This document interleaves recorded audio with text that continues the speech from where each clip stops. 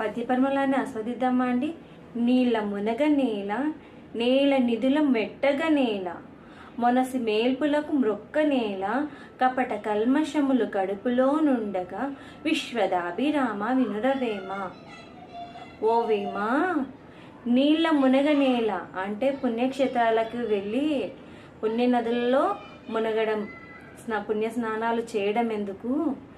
నేల నిధుల మెట్టగా నేల అంటే పుణ్యక్షేత్రాలకి వెళ్ళి బహుమతులు దేవునికి సమర్పిస్తారు కదండి, అవి సమర్పించడం ఎందుకు? మనసి మేల్పులకు మ్రొక్క నేల, ఆ దేవుళ్ళకి ముక్కడం ఎందుకు?